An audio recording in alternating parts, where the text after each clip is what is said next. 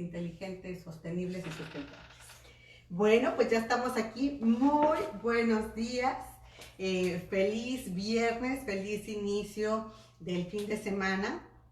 Aquí estamos en concreto contigo, soy Mariel Zúñiga y tengo el enorme gusto de presentar temas bien interesantes y de presentar a nuestro gran amigo que es el presidente del INSIS, que es el Instituto Mexicano de Ciudades Inteligentes, Sostenibles y Sustentables, ¿correcto? Mi querido ingeniero Pablo Colás. Correcto, Mariel. Muy bien, pues un gran reto el que tienes en esta época justamente, porque en medio de una pandemia hay que convertir a ciudades tan complejas como la de México en ciudades resilientes. Entonces me gustaría, ingeniero, que comenzáramos por allí, donde tú nos expliques pues qué es una ciudad resiliente, que me imagino que se tiene que recuperar, sobrevivir y seguir adelante. ¿Cómo hacer eso en la Ciudad de México y en ciudades por el estilo? Así es, Mariel. Pues mira, efectivamente, hoy por hoy nos creció una rama de las ciudades inteligentes, que es la resiliencia de las ciudades, de una manera enorme. Sí. Y es la resiliencia de toda la humanidad, de toda la especie. Sí. Como bien sabemos, los factores en los que intervienen para desarrollar una ciudad inteligente, pues es desde luego el factor social, el factor gobierno, de gobernanza, y el factor de toda la actividad del sector privado. Hoy por hoy tenemos ya muy clara la actividad en los esquemas de Susana a distancia y quédate en casa, de lo que es una actitud de gobernanza, dar una indicación a la sociedad y que la sociedad la respete. Ahí están esos dos factores. Correcto. ¿Dónde podría comenzar? La tecnología comienza por todo el análisis de conducta que hay en las calles, que tú lo puedes medir a través de los sistemas, por ejemplo, del circuito cerrado de televisión y otro tipo de mediciones que seguramente México está haciendo. Pero la parte importante ahorita es la resiliencia de la ciudad. Correcto. A ver, este fenómeno sorprende a todo el planeta. Déjame nada más hacerte un comentario, porque justo pues tenemos que estar bien atentos a las noticias, y yo ya estaba escuchando, creo que en una ciudad, está con nosotros Hugo Loya Ortega, nuestro experto en el ¿Qué tal? Buen día. Y estaba escuchando noticias, Pablo, de una ciudad asiática que con drones estaba detectando dónde había movimiento, dónde había gente concentrada para dispersarla. Entonces, ¿no? Como dices tú, el uso de la tecnología. Es el factor jugando la tecnología, y desde luego la tetraélisis es donde también ingresa la academia, ¿no? Que todos estos científicos, todos estos estudiosos que nos están dando el apoyo y el análisis para esto. Pero la esencia de la resiliencia, ¿en qué radica? En que ya debemos aprender a estar preparados para distintos factores. Correcto. ¿Sí? Nosotros debemos de tener laboratorios de resiliencia distribuidos en microcuadrados en todas las ciudades, para sismos, para inundaciones, para cualquier fenómeno de la naturaleza que nos pueda afectar. Y se debe de estar entrenando al ciudadano en esto. Así como tenemos estas cuadrillas de emergencia cuando hay sismos, que ya estamos seguramente preparados en los edificios, o cuando hay incendio, que las grandes infraestructuras dicen lo vamos a manejar de esta manera, tiene toda la cuadrilla de incendios. Tenemos que hacer microcuadrantes en las ciudades para decir, este es el fenómeno de resiliencia, porque normalmente el primero que actúa en caso de un sismo es el ciudadano. Lo hemos visto ya en dos terribles ocasiones en la Ciudad de México, pero es un ciudadano con una gran actitud, una gran voluntad, y que se organiza en el momento cuando esto podría ser planeado. Entonces, todos estos tipos de fenómenos de ya debemos de hacerlo. Ahorita vamos a entrar a un modelo de nueva normalidad. Sí. Es el momento idóneo para que las autoridades generen este modelo de centros de resiliencia en las ciudades y se establezcan protocolos. Correcto. El más interesado en estar estable es el ciudadano. No tiene por qué entrar en conflicto con la autoridad. Sin embargo, la autoridad debe de normar esto para que se trabaje. Y podría, porque en las calles tenemos que regresar poco a poco. Pero tenemos que regresar con reglas, y reglas sí, que nos permitan colaborar sí. y que haya líderes en cada colonia, en cada fraccionamiento, en cada barrio, que digan, mira, vamos a comportarnos desde ahorita así. Tenemos la bondad de la tecnología para las redes, para irnos comunicando y transfiriendo este tipo de situaciones. Sí, Después sí. iremos a los sectores industriales, ¿no? A los sectores comerciales, a los sectores restauranteros, a los sectores hoteleros. El día de hoy presentaremos el protocolo nosotros a la calidad para hacerlo hacia los sectores restauranteros a las 12 del día para que puedan reiniciar su actividad. Está impactadísimo. Quizás no puedan estar al 100%, ¿no? Porque tendremos que conservar una distancia social en las mesas, pero ya puede haber algo actividad y tenemos que aprender a existir en nuestra nueva normalidad, porque esto no va a ser fácil. Sí, no como dices. Uno, 2 años. Sí, como dices, nueva normalidad y porque va a ser gradual. Los que esperamos que esto sea otra vez regresar a donde veníamos, pues no, vamos a tener que aprender a hacerlo y más vale hacerlo de manera gradual. Pues mira, yo quisiera platicar muchísimo contigo, pero prefiero ir contestando a nuestro auditorio las preguntas que están haciendo, si te parece bien, ingeniero. Con todo gusto. Nos dice ingeniero Pablo, en Smart Cities, ¿cuál será el nuevo impulso que tengan las ciudades en cuanto a salud? ¿Y en qué temas se pueden incentivar estos? Construcción, alumbrado, ventilación, etcétera. No sé si quieras que te vaya leyendo porque tienes muchas preguntas. Te voy leyendo una por una, te leo de dos en dos. Si quieres meter una por una y te la vamos contestando. Listo, vámonos pues. Mira, ahorita tenemos que comenzar por los básicos. ¿A qué nos vamos a enfrentar? Al síndrome de Filadelfia, que es el síndrome del edificio enfermo. Okay. ¿Sí? Todos los edificios, absolutamente todos, tienen que sanitizar.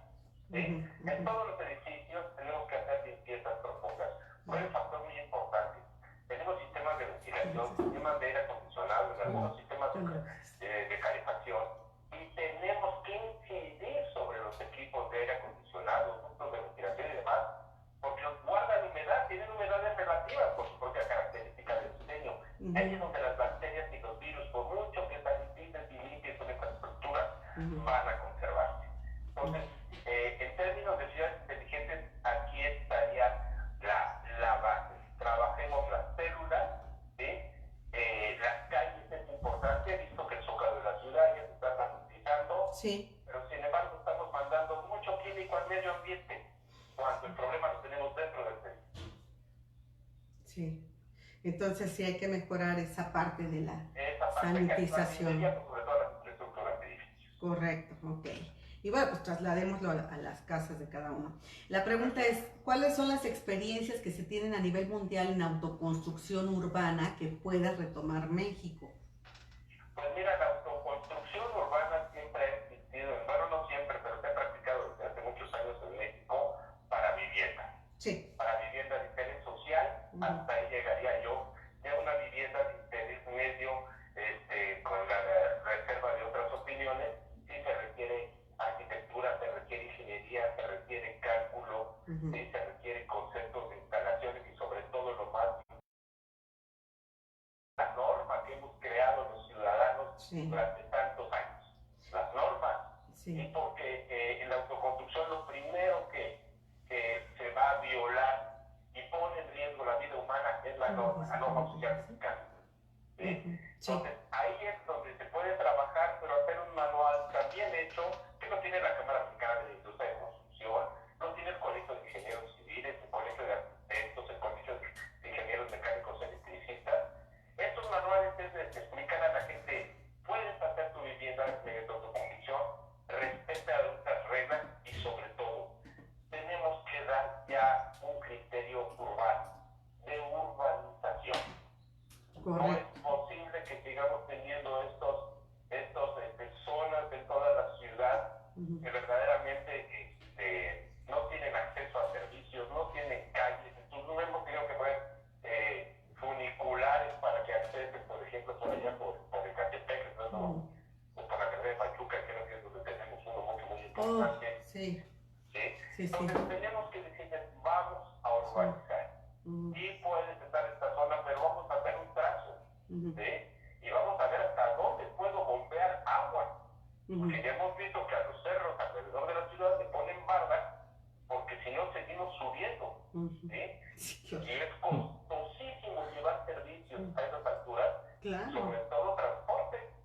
Tenemos todo un tema de movilidad en la ciudad ya per se, y yo quiero ver qué vehículo, como no sea un teleférico, puede accesar a esa zona, ¿no? Sí, Hugo. Aquí tenemos unas preguntas de la gente en redes. Nos dicen si ya se puede hablar de ciudades inteligentes en México y si hay algunos ejemplos que destacar. Y aprovechando, dice, ¿qué ciudades aquí en el país están enfrentando mejor la pandemia? Así es, mira, desde luego que podemos hablar de ciudades inteligentes en México, y aquí voy a buscar una respuesta paralela. Tequila, en el estado de Jalisco, ¿y qué ciudades están haciendo grandes trabajos para superar la pandemia? Magnífico el trabajo del gobernador del estado de Jalisco, magnífico el trabajo del gobierno de Yucatán, el gobierno de Culiacán, en Sonora, que está tomando acciones muy contundentes, y aunque lamentablemente trae atrás una ola más fuerte que es el impacto económico, es un factor que hay que cuidar mucho en las ciudades inteligentes. La moneda tiene dos caras, ¿no? Pueden salir más rápido de las fases críticas, como la fase 3 que vamos nosotros, en ciudades donde se ha tenido una reacción mucho más lenta para estos efectos.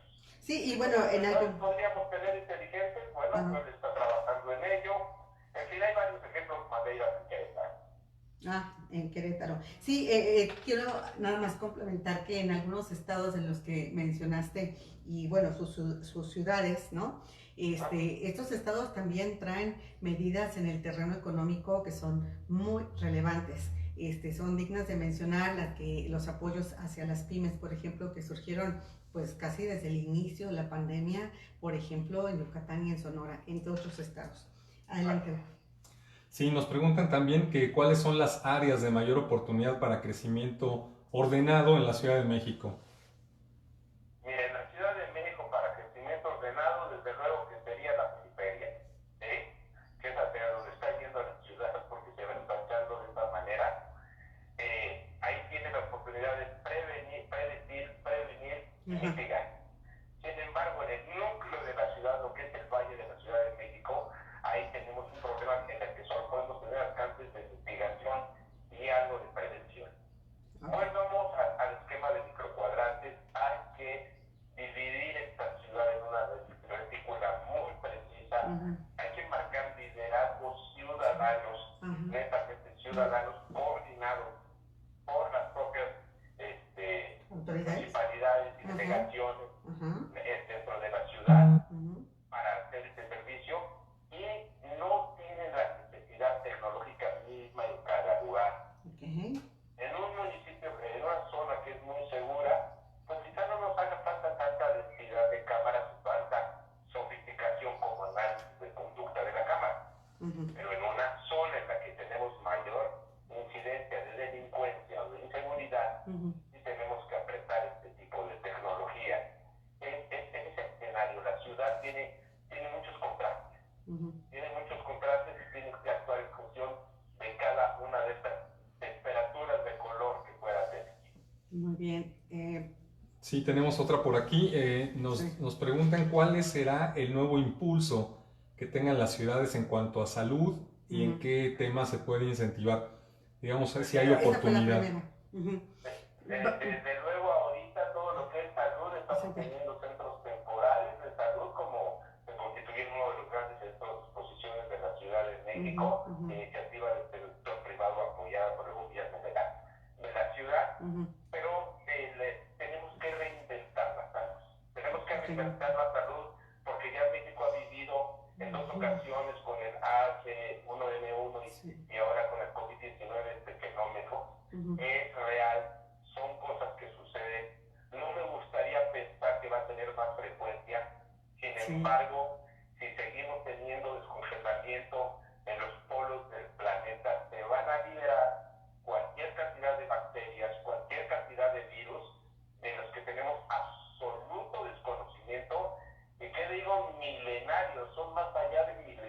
Entonces, podríamos tener un riesgo, y lo estamos viviendo ahorita, de estar ante la sexta extinción en masa. Sí, ¿Sí? sí. Entonces, hay que cuidar, atrás de eso, la sustentabilidad y la sostenibilidad de la vida del planeta, el medio ambiente. Este es un fenómeno que, por muy remoto que se vea, fue generado por nuestro medio ambiente. Sí. Y un regalo para la especie humana, ¿no? Claro, sí, por supuesto. Pues mira, te hace una pregunta que no creo que sea de tu especialidad, te la digo nomás por no dejar, pero te hago las otras. Dice, en China sirvió mucho el reconocimiento facial para detectar las temperaturas y comportamientos. Eso, ¿cuándo espera que se llegue esta técnica a México? Si es que sabes. Creo que... La técnica en México ya está. Okay. ¿Sí? Hay distintas firmas chinas, americanas, holandesas, que ya tienen la tecnología. Hoy mismo en la mañana ya estuve revisando alguna tecnología, que son pequeñas cámaras que ya no te tienen que apuntar con la pistolita hacia la frente. Simplemente te pone como una cámara más en el acceso de un edificio. La cámara detecta una variación de 0.3 grados a una distancia de 3 a 4 metros, detecta una alarma y automáticamente te manda una esclusa, ¿sí?, de aseguramiento para que regreses a la unidad, porque ahorita vamos a tener que dar tratamiento como si fueran hospitales a todos los edificios. Vamos a determinar cuáles son las zonas blancas, con toda propiedad, porque no es un quirófano, cuáles son las zonas grises y cuáles son las zonas negras. Entonces la tecnología ya la tenemos, ya está en México. Estamos comenzando a avanzar en la tecnología 5G, que la vamos a requerir para todo el IoT, el Internet de las cosas. Entonces, ya la plataforma, digamos, y todos los elementos ya los tenemos en México. Lo que tenemos que hacer es avanzar, porque cuando nos incorporemos de nuevo a las calles nos vamos a encontrar verdaderamente en otro país, en otra ciudad y en otro planeta. Esto ya no va a ser lo mismo, es un cambio, diría yo, aunque suene a ciencia ficción, es un cambio dimensional que está sucediendo. Sí, bueno, pues por cuestión de tiempo vámonos a dos más.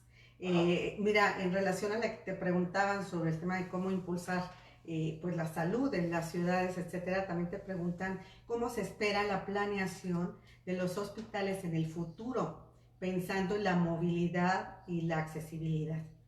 Pues mira, yo creo que la gran lección ya nos la dio China, ¿no? Ya tenemos que dejar de pensar en la unidad inmobiliaria fija para un hospital con cimentación, muros, tabiques y todo esto. Tenemos que pensar en la modularidad. Estas unidades que dicen, ahorita se requiere aquí por X situación, llego, pongo unos módulos, tienen una vida útil de, no sé, 25 años. 15 a 30 años, a 30 años, si se quedó ahí, maravilloso, en 30 años una nueva. Si no se quedó ahí porque la necesidad no era, lo transporto para el otro lado y asunto arreglado. Correcto. Sí, exacto, hay que pensar en esa forma de trabajar. Preguntan sobre las casas en 3D que se realizan en Tabasco y las cuales están en unos días. ¿Cómo ha sido la experiencia en otros países? Si conoces, tienes opinión al respecto. Perdón, ¿te referías a casas en 3D, dijiste? Sí, que se están realizando en Tabasco. Sí, bueno, ya la experiencia mundial existe, sí se está modulando para hacer impresión, porque es la palabra de casas en 3D que puede ensamblar la gente. Ahí tienes un modelo que pudiera ser de autoconstrucción y que respete la norma, ¿sí? Porque tenemos que desarrollar la norma porque todavía no existe en México para este tipo de edificación. Tendrá que ser edificaciones muy ligeras, porque lo puedes hacer con un ITEL. Y de hecho, así es. Lo trabajas con un ITEL y puedes moldear estructuras muy fáciles. Existió un sistema hace muchos años de construcción, tú lo viste en Escocia, que era esta base y dentro de la exposición, nos estaban, en 3 días nos construían la casa y se podía habitar. Entonces, esto tenemos que avanzar mucho y cuidando mucho no afectar al medio ambiente, porque aquí tenemos también materiales que son derivados del petróleo o de otro tipo de sustancias del planeta que no necesariamente el planeta los puede deshacer muy rápido.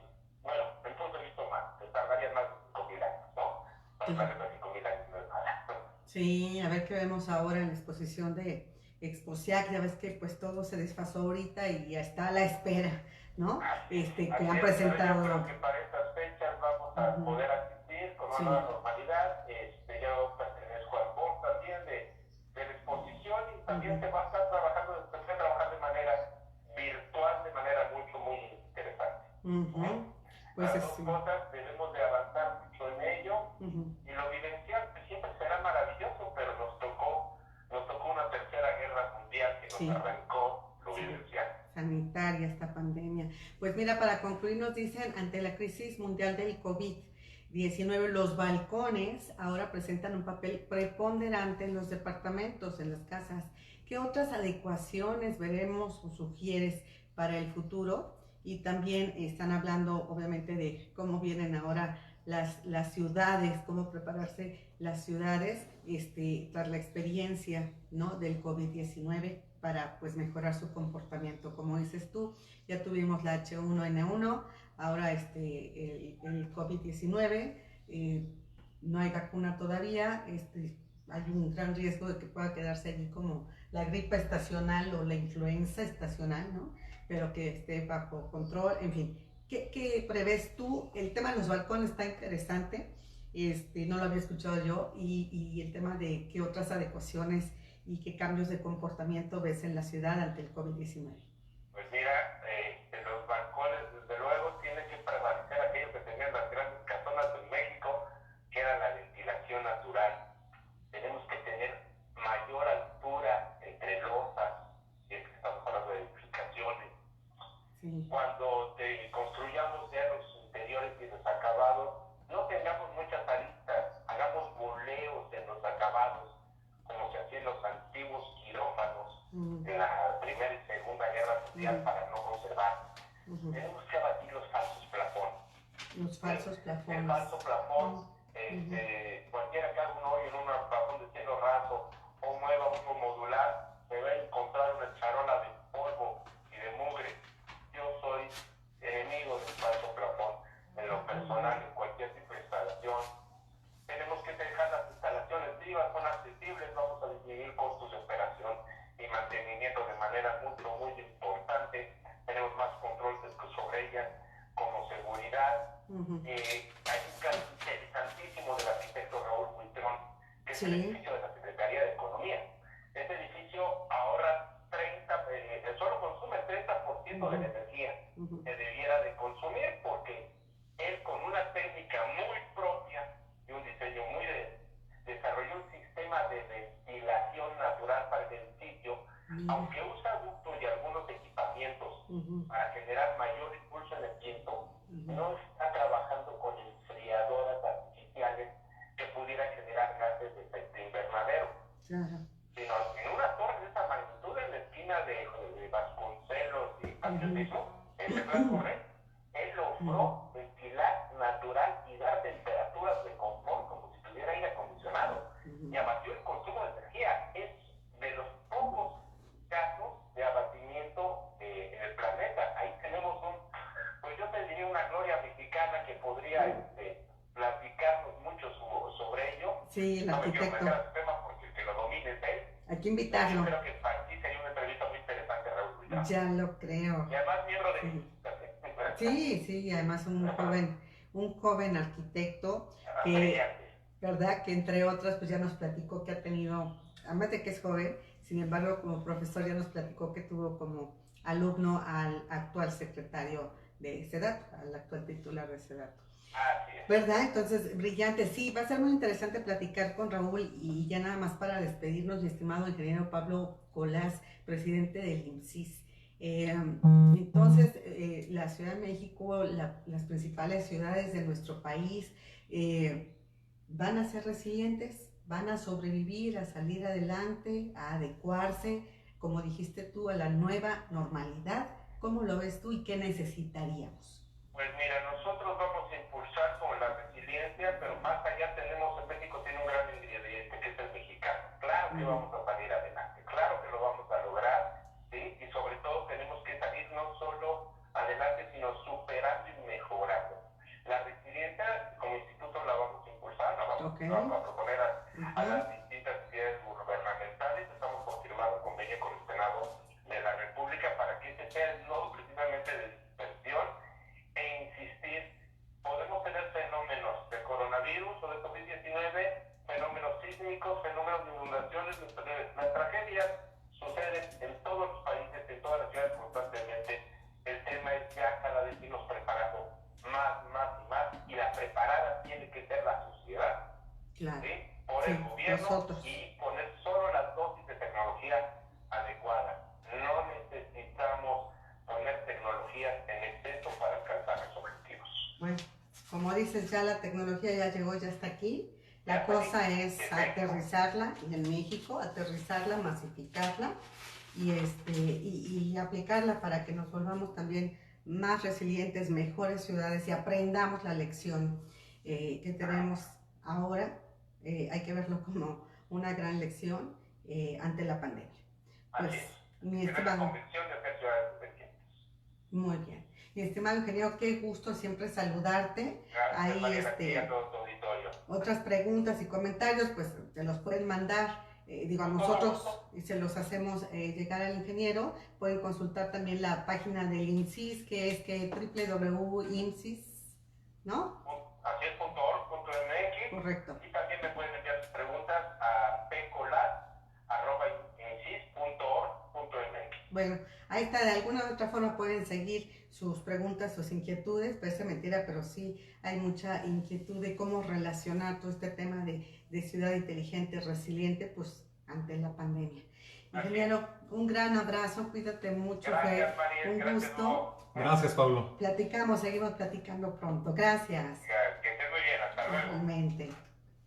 A ver, Hugo. Sí, Mariel, pues hemos tenido, ya sabes, la revisión de todo lo que ha sido la parte económica y pues bueno, han sido pues una serie de pronósticos también, todavía se siguen actualizando los pronósticos para la economía mexicana y para la economía mundial, pero nos llama mucho la atención, Banco de México ha estado muy activo y eso nos da mucho gusto, Mariel, porque Banco de México tomó la decisión de inyectar una buena cantidad de recursos, 750,000 millones de pesos, al sector financiero para poder apoyar justamente a que la gente tenga la liquidez suficiente para poder enfrentar todo este problema económico derivado pues desde luego del coronavirus.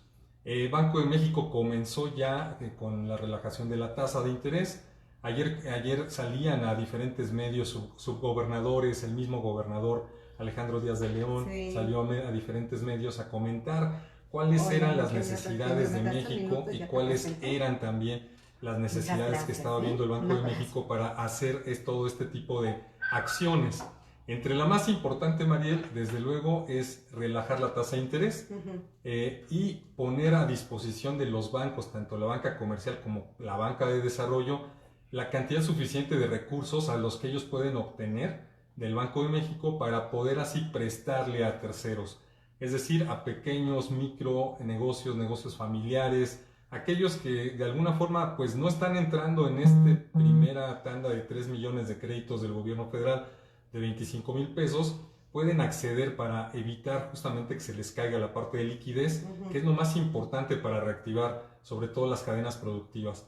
Otro punto importante es la presión que están haciendo los industriales tanto de Estados Unidos como de México, sobre todo los de la frontera, para que México y Estados Unidos coordinen la apertura de las industrias más importantes para continuar la proveeduría. Estados Unidos está muy preocupado porque se le está cayendo desde luego la proveeduría y cuando abra los sectores económicos, pues no va a tener, no va a haber bienes que ofrecer y eso puede generar un costo muy, muy grande para todos, para el gobierno, para empresas, para consumidores, pero sobre todo le preocupa mucho esta proveeduría en dos sectores, el del sector salud y el sector militar, donde México aporta bastante, Mariel.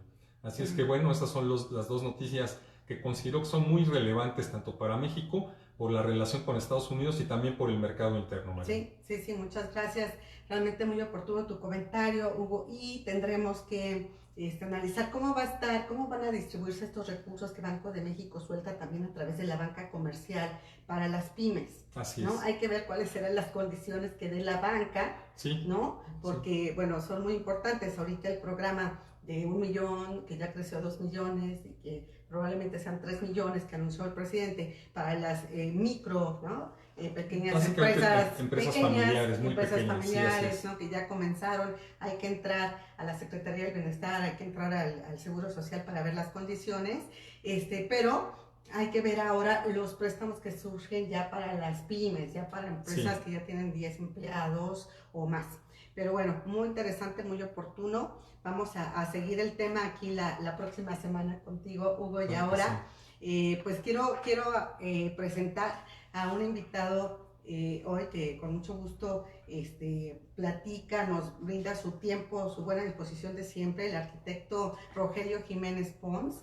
Él es el director de Fonatur y además en un tema pues coyuntural. Mi estimado Rogelio, qué gusto saludarte. María, ¿cómo estás? Buenos días. Y bueno, pues comentándote, felicidades por la licitación de ayer. Ya fue la licitación por el primer tramo. Me gustaría, y ahí fue la ganadora, este consorcio liderado por la portuguesa, donde está también empresas chinas, etcétera, que se llama Mota Engie. ¿Cuántos tramos faltan? ¿Cuántas licitaciones van? Yo me quedé en una primera presentación de que iban a ser 7 estaciones, en fin. Me gustaría que nos aclararas cómo vamos en cuanto a más licitaciones, cuándo van a ser y si van a tener las mismas características para licitarse como la que fue ayer otorgada. Con mucho gusto, María. Muchísimas gracias. Recordarás que lo platicamos hace más meses. Sí. Se planteó siempre que el proyecto del Tren Maya son 7 tramos. Exacto. Que suman aproximadamente 1.500 kilómetros. Es una distancia para que se ubique el auditorio, vean que dicen que es de la Ciudad de México hacia Chihuahua. Sí. Más o menos la distancia es bastante. Sí. Entonces, eso se tiene que juntar en el transcurso de 3 años y medio. Entonces, ahorita este año pues vamos a lanzar 5 licitaciones, o sea, 5 de las 7. Las siguientes serán el año que entra. Y de hecho, las 2 últimas las va a realizar ya el ejército, esos tramos. El ejército tiene un equipo muy bueno de construcción, nos va a entrar a ayudar el año que entra, a partir del final del año que entra, cuando termine una parte importante del aeropuerto Felipe Ángeles, se va a incorporar el Tren Maya. Entonces, vamos a lanzar 5 licitaciones. Hay muchas otras licitaciones que ahorita te platico. Okay. Pero esos primeros 5 tramos tenemos que lanzarlos de aquí a que finalice mayo. Ayer fue el primero, es una cantidad importante, son cerca de 15.538 millones de pesos. Estamos hablando, ya esto ya con todo el IVA.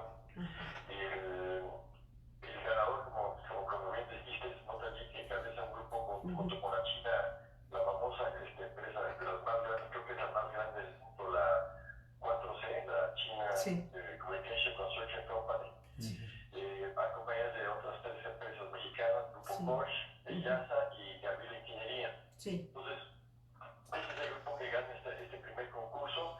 Es como tú sabes, Mota Engie en las últimas 2 administraciones ha tenido bastante obra aquí en México. Es una empresa que ya revisamos todos sus antecedentes, está limpia en todos los sentidos, porque sí es muy importante que sepa el auditorio que ninguna empresa que tenga alguna observación en la Secretaría de Función Pública o inclusive en lo que es inteligencia financiera, que nos han revisado todos, pues pasaría a ganar una licitación de este tipo, de este tamaño, ¿no? Claro. Quiero también decirlo que es una de las licitaciones internacionales abiertas con toda la metodología de transparencia, porque está siendo supervisado todo este proceso por los NOPS, la Agencia de Naciones Unidas para Servicios y Proyectos. Entonces, es un concurso muy importante, los más importantes en volumen, yo creo que históricamente los más importantes, y se ha llevado hasta este momento con toda transparencia. Tienen unos 15 días el segundo tramo y así sucesivamente cada 15 días hay tramos. Y como preguntamos si hay modalidades, sí, hay 2 modalidades al final, el tramo 4 y el tramo 5. Tienen un par de modalidades porque incluyen trabajos, no las licitaciones desde el 4, porque estamos hablando del tramo que va de Izamal, Yucatán, hacia Cancún. No sé si te acuerdas que hay una carretera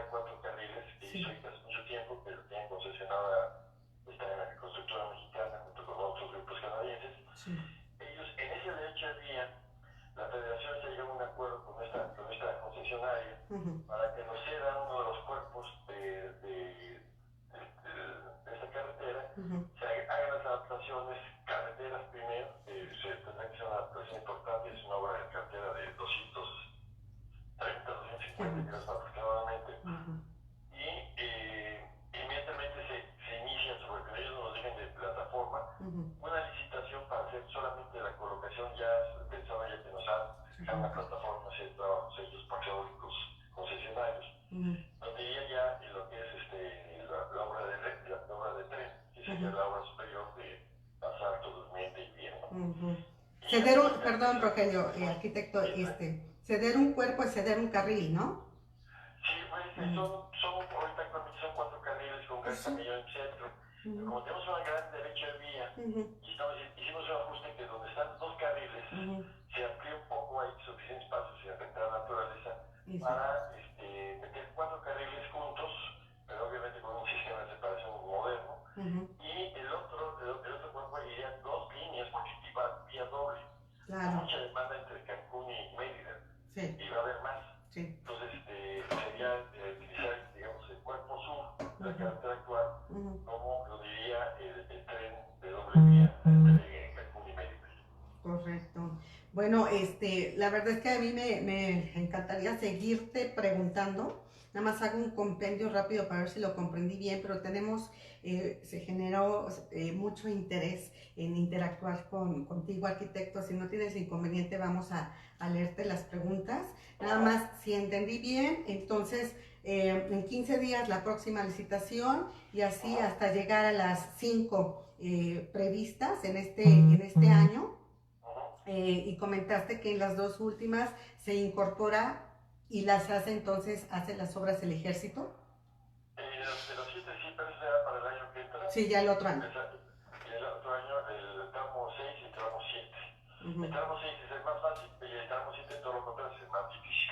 Por eso va muy bien el ejército. Muy bien. Bueno, pues ahora si me lo permites vamos a empezar con algunas preguntas. ¿Qué sirve? Yo creo que va a ser muy importante para que se den cuenta también ustedes, arquitecto, de cuáles son las inquietudes del diverso público, ¿verdad? A ver, Hugo me ayuda. Le comento, nos escribe el arquitecto Alfonso Carrillo, él es director general del Observatorio de la Industria de la Construcción de la CEMIC y nos comparte esto.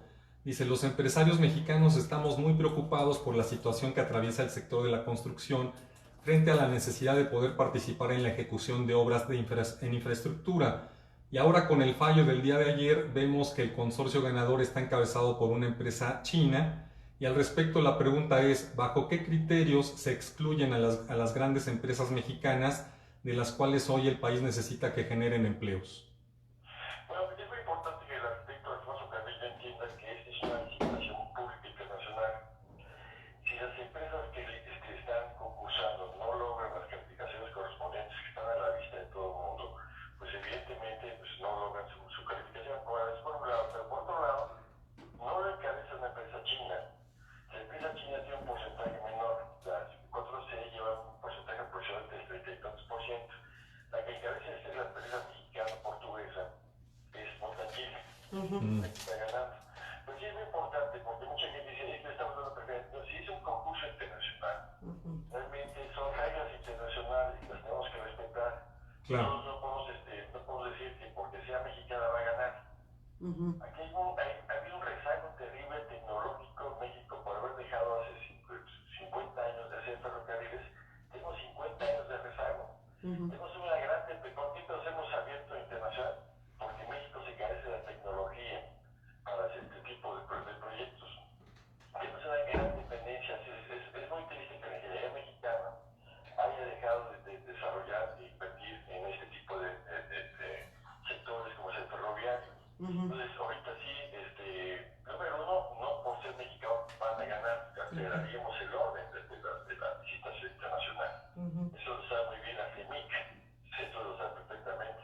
Son empresas mexicanas que se han adherido a los consorcios. Entonces, no puede haber una cuestión subjetiva que por ser mexicano ganaría, sino simplemente es una calificación. Ahora, la empresa líder de este grupo tiene un gran componente mexicano, es Pepe Miguel, que ha estado muy metido en esta empresa, que ha hecho mucha obra en México.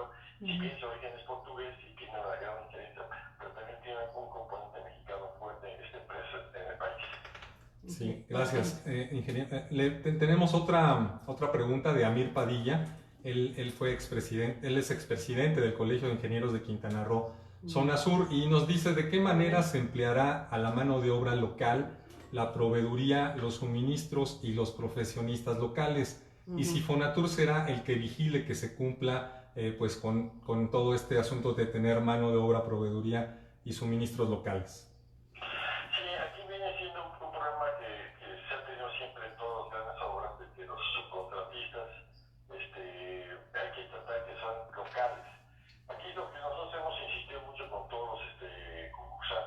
Ujú. Quien sea que gane las licitaciones siempre voltea a ver a los locales.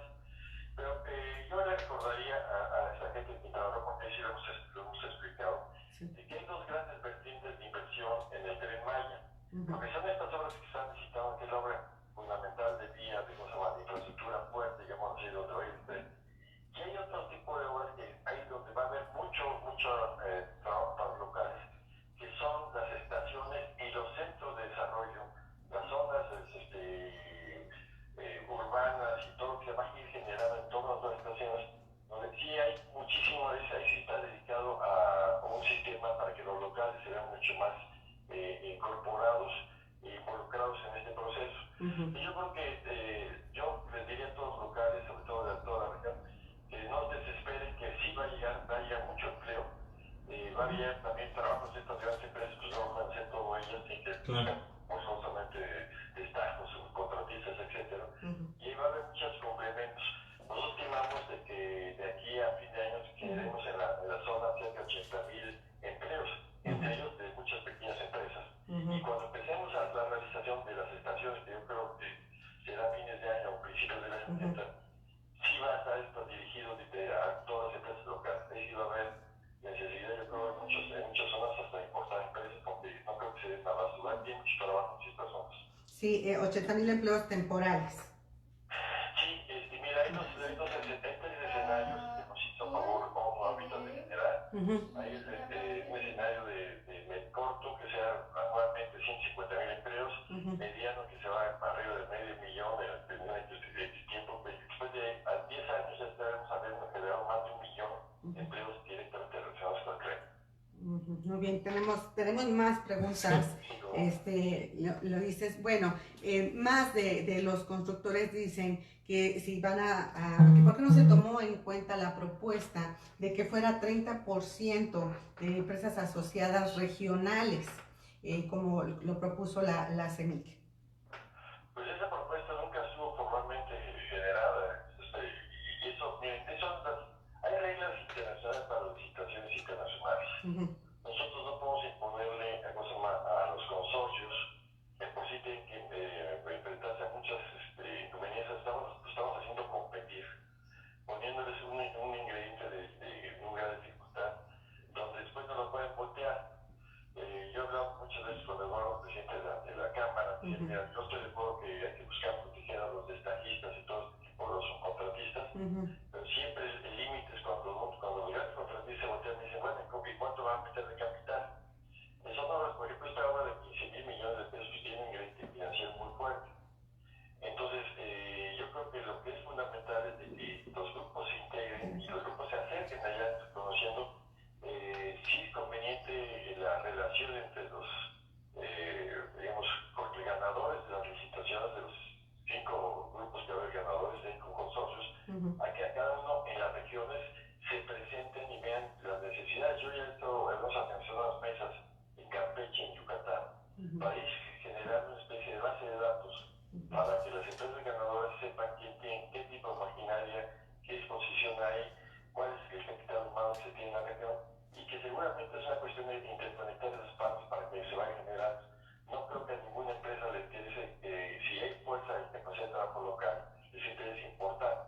Yo creo que ese es el tipo de trabajo que viene de aquí en adelante, que se puede hacer y que inclusive están comprometidos a hacer. Para nosotros es muy importante procesar primero las licitaciones.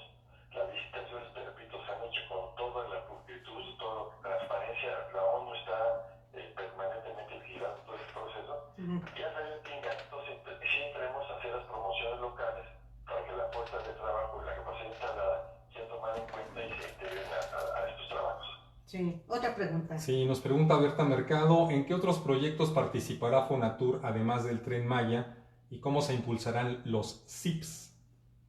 Sí, ahorita tenemos, por ejemplo, estamos trabajando en 2 programas, uno para Huatulco, con el gobierno del estado, por cierto, está trabajando muy bien en apoyo, están ellos planeando hacer una inversión importante, nosotros hemos aportado tierra, y queremos relanzar Huatulco, no ahorita de inmediato, pero hacer un año y medio, es volver a hacer otro planteamiento distinto a los que se han hecho para Sí. Italia, que es un lugar increíblemente importante y muy bello.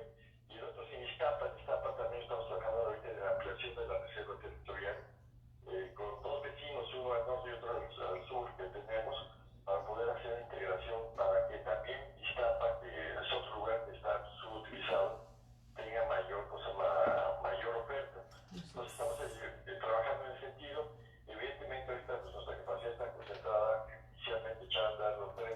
Claro.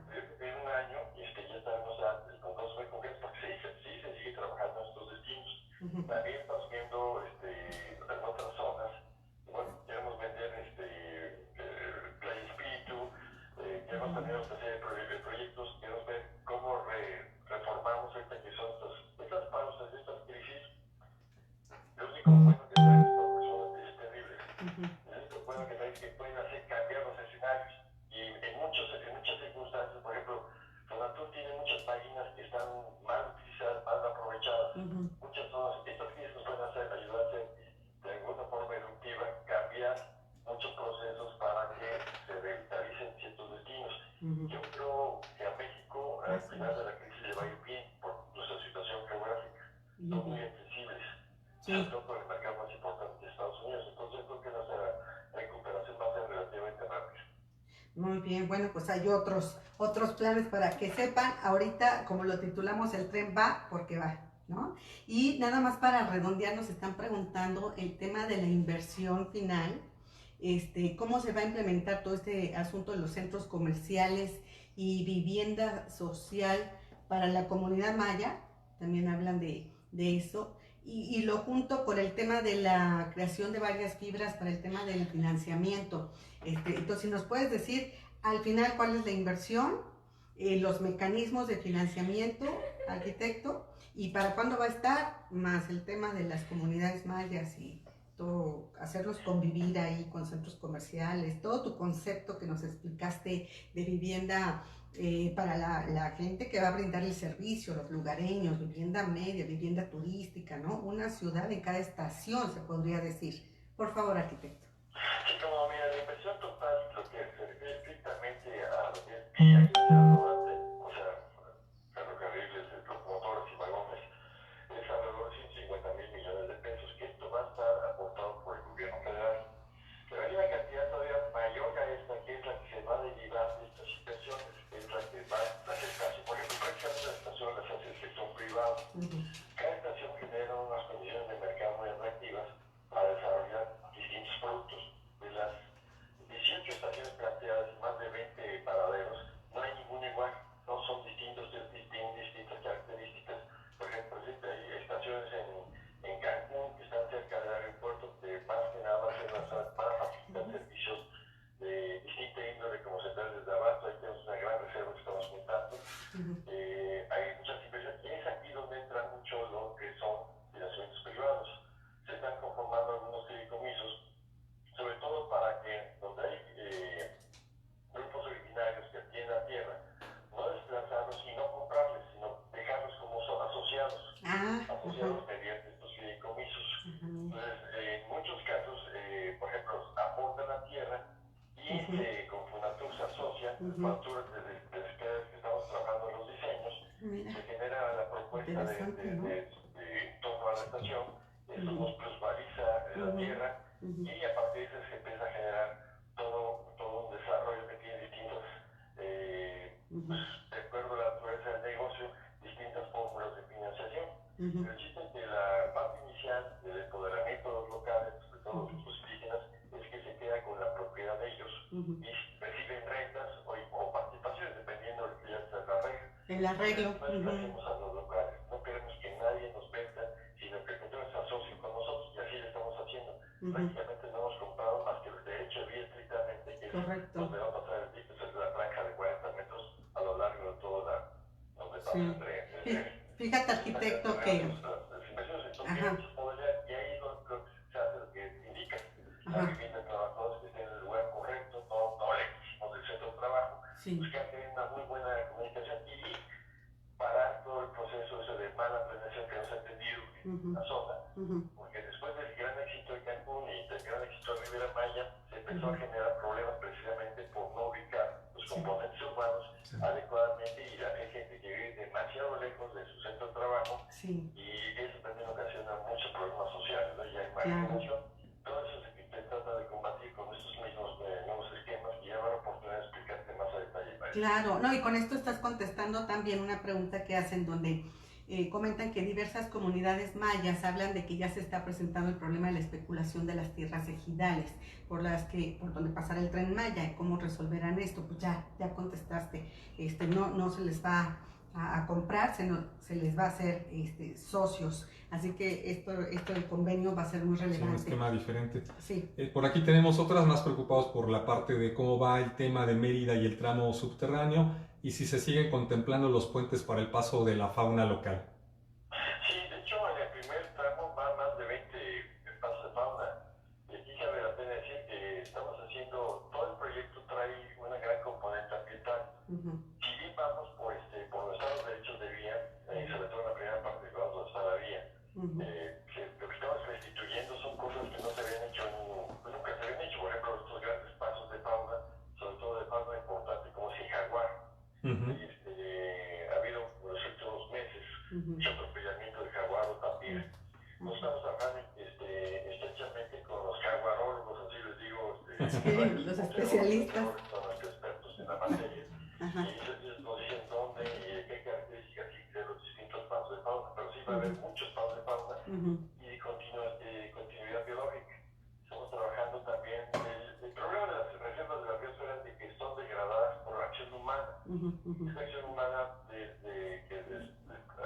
aumenta, que queman o que invade, es derivado de la marginación. Si nosotros atacamos la marginación, empezamos a tratar de que existan programas como el de Sembrando Vida, que es fundamental, y por otro lado, preservación de la selva, para que también existan programas de pago de servicios ambientales. Todo esto es parte del conjunto de desarrollo y esto está muy ligado con los aprovechamientos de que van a ir generando lo que se cree.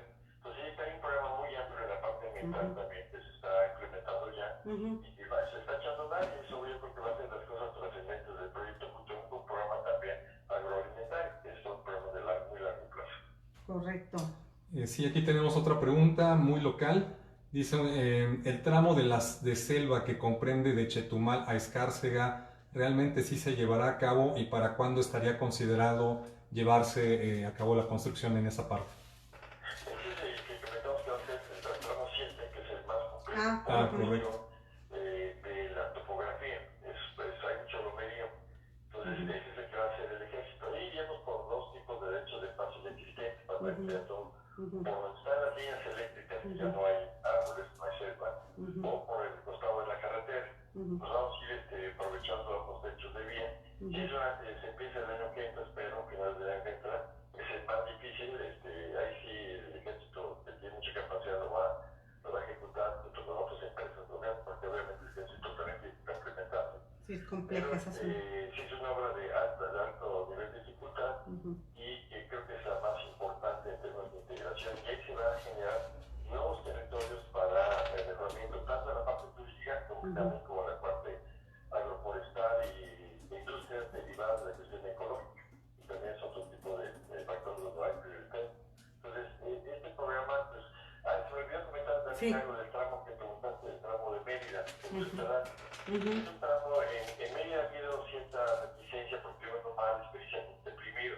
Pero si hay un subsuelo susceptible de hacer algo que es subterráneo, creo que es Mérida. Tiene un suelo de cárstico que es una piedra relativamente no tan dura como otras, no es una platita, no son granitos, sino es una piedra noble que permite hacer de parte no va a ser muy profundo la penetración, son solamente de 6 a 8 metros de profundidad la franja que se hace, se corta una tapa para que ahí se vaya el tren y el tren ya no perturbe a la ciudad de Mérida, porque actualmente pasa el tren nada más una o dos veces al día y perturba toda la ciudad, ¿no? Eso se va a evitar llevándolo por abajo y se hace una estación subterránea en un lugar que es la plancha para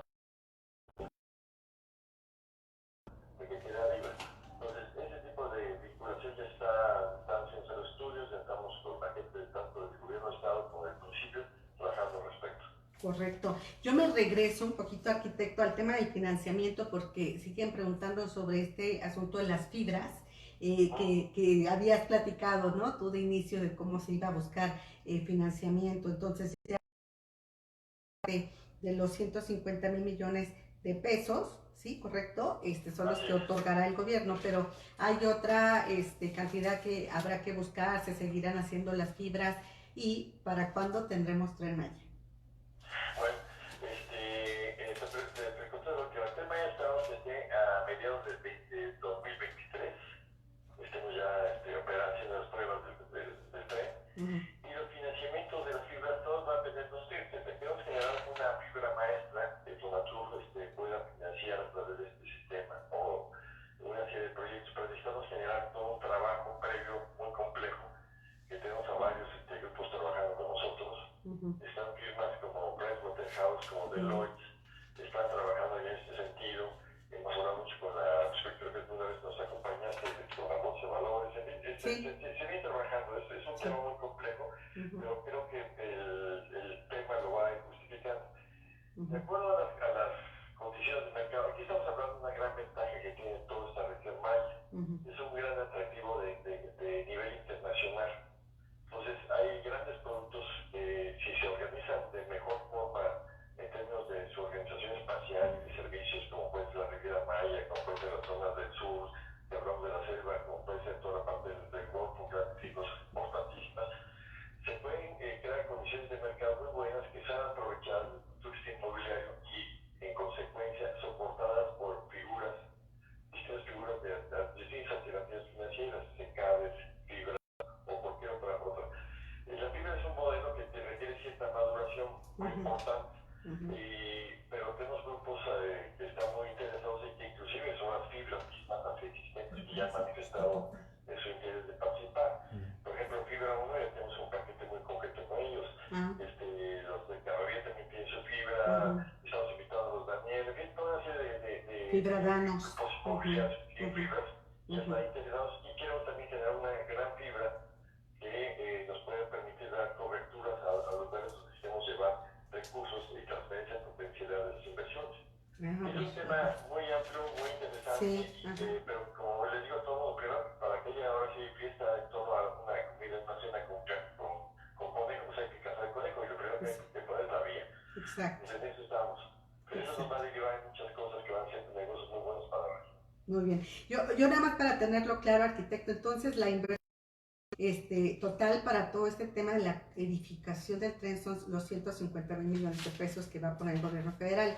Y ya el tema de las fibras y todo esto, ya es como para, ¿qué digamos? Los detalles, toda la infraestructura alrededor, la propia edificación de vivienda, de centros comerciales, etcétera, ¿o cómo sería?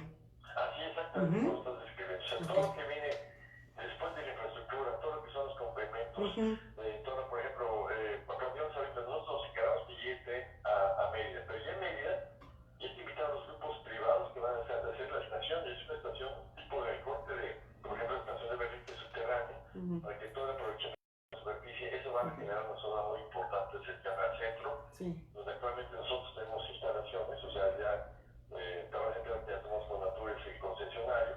En ese momento toda esta reserva territorial que tiene, lo que tenga Ferronares, entonces ya pasa a ser de Fonatur. Entonces todo este tipo de aprovechamientos ya se van a tener, y a estos es donde invitamos al sector privado a invertir. Correcto. Y aquí donde tenemos las grandes inversiones, también privadas.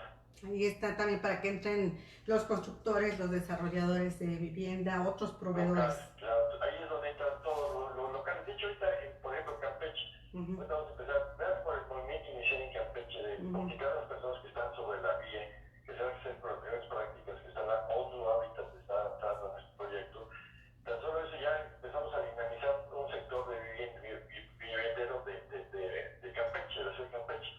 Y después viene quién va a hacer la estación, cómo se va a hacer la estación, la parte comercial. Las estaciones son evidentemente polos de atracción comercial. Entonces todo eso, y si hacemos aparte centrarnos en cada una de ellas, pues le damos más fuerza, más como dicen algunos mercados, fuerza de atracción gravitacional, así le dicen, a la el mercado. Entonces todo eso nos genera una espiral de aprovechable desde el punto de vista inmobiliario que se quiere, obviamente, poner a disposición de los inversionistas locales en primera instancia y los regionales en segunda. Muy bien, pues bueno, la verdad es que no queremos robarte más tu tiempo, agradecemos de verdad toda tu disposición, explicación. Queda claro aquí que es como una licitación internacional. Las siguientes que seguirán haciéndose cada 15 días, o sea, si ya fue ayer la primera, en 15 días hay que ir contando las siguientes licitaciones hasta los tramos 5 y son internacionales, por lo tanto no hay un tema de favorecer, preferencia, ¿no? De darle preferencia ni apoyar a las empresas mexicanas, sino que tienen que entrarle a cómo están las condiciones de una licitación internacional. Eso nos quedó claro, ¿sí? ¿Correcto? Correcto, sí, nosotros estamos obligados a ser objetivos. La mejor oferta técnica y económica es la que se toma en cuenta. Hubo ofertas económicas mejores, en términos pero la parte de la calificación técnica no lo lograron. O sea, sí tiene una serie de requisitos bastante exigentes en la licitación, porque necesitamos garantizarnos. Estamos hablando de un tren que va a ir a 160 km por hora. Ah, qué bueno que dices. Ajá, 160. Esto nos tiene que dar niveles de precisión y de calidad y de seguridad fundamentales. Entonces ahí sí no está sujeto a subjetividades que como yo meter a mi compadre, no, para nada. Tiene que serse con todo el rigor, con toda transparencia, que sea estándar de este país, que no va a haber contratos por asignación, por capricho, sino este tipo de proyectos son muy exigentes y requieren todo el profesionalismo. Y si quieren pelear en la pelea, las siguientes, las empresas mexicanas, obviamente están ahí en la pelea, ¿no? Los grupos importantes como el Grupo Caso, Prodemex, ICA, todos están en la pelea. Si este salió, pues es porque la calificación los benefició, pero tiene que estar en la competencia precisamente abierta y clara para todos. Muy bien. Bueno, pues qué bueno que contestaste la velocidad del tren, porque son otras de las preguntas que quedaron allí. Se las voy a hacer llegar a tu equipo arquitecto, porque pues sí, se quedan preguntando muchas cosas, que si ya tienes el prototipo del tren, que si la velocidad, que si el sistema de cobro, en fin, ¿no? Más preguntas. Creo que es una buena noticia el que el tren Maya, ¿no?, esté saliendo adelante con su primer tramo de licitación en el contexto en el que vivimos, porque está hablando de que esto sigue, de que hay oportunidad para que empresas puedan sumarse, tener trabajo y empleos, ¿no?, que se van a generar y estamos hablando del dinamismo y la economía, ¿no, Hugo? Exacto. Es la buena noticia con la que nos quedamos y te felicitamos, arquitecto, que siga adelante esto y que las empresas mexicanas, especialmente las constructoras que pues han sufrido desde antes de la pandemia toda una caída y demás, pues que se pongan las pilas con el tema del financiamiento, ¿no? A buscar financiamiento para que ofrezcan una buena propuesta, ¿no? Además de que la capacidad, el profesionalismo, el conocimiento lo tienen, pues ya con eso que sigan concursando y esperamos tener buenas noticias en breve con las siguientes licitaciones. Y pues contigo seguimos platicando más adelante en la próxima licitación, si nos lo permites, ver los resultados, ver los avances y que tengamos Tren Maya en 2023. Correctamente. Bueno. Bueno, te mandamos un gran saludo, arquitecto. Muchísimas gracias otra vez por tu gran disposición y por tu información. Gracias, hasta luego. Gracias. Hasta luego.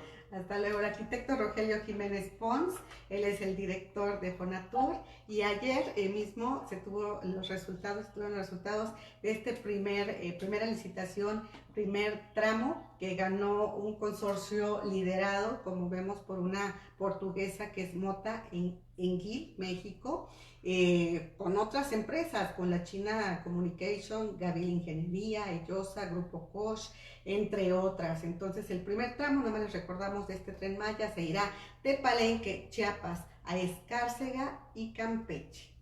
Vamos a seguir en 15 días, el Tren Maya nos va a traer bastante moviditos y a ver si podemos ampliar más la información en la próxima plática con el director de Fonatur, porque su concepto de que cada estación es una ciudad da bastante oportunidad a diferentes constructores, desarrolladores de vivienda, proveedores de servicios, etc.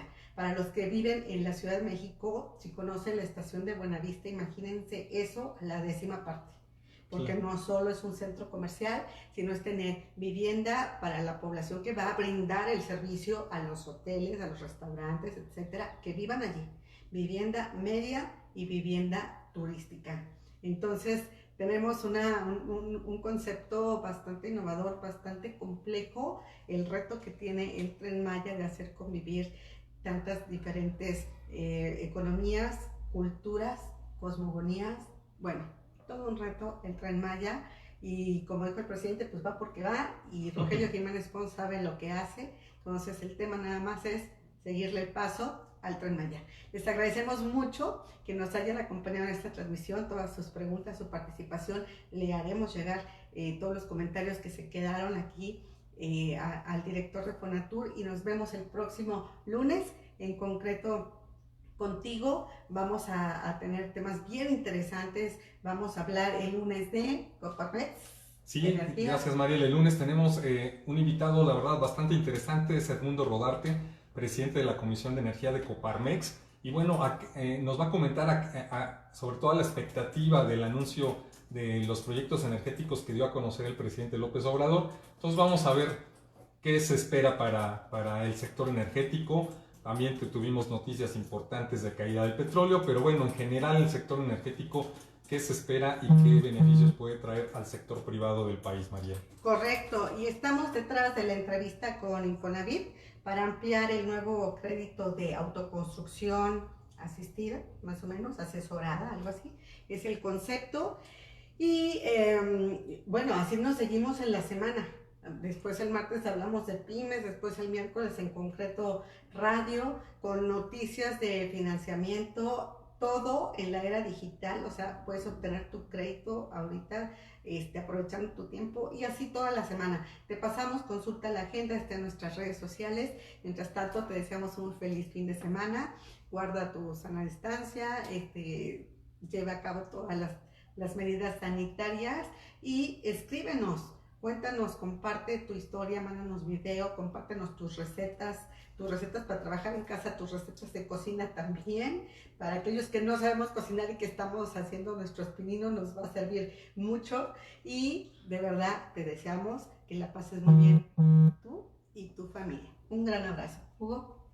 Gracias, y bueno, aprovecho para mandar saludos a todos nuestros amigos, a Carlos Giles, a Elian, hasta a Holanda, a Jesse Ordaz en Houston. Muchísimas gracias por seguirnos y nos vemos aquí la próxima semana. Que tengan muy buen fin de semana. Bueno, pues un gran abrazo, Elian, un gran abrazo. Y un gran abrazo a nuestros amigos de Houston también, a nuestros amigos de Canadá. Hasta la próxima semana.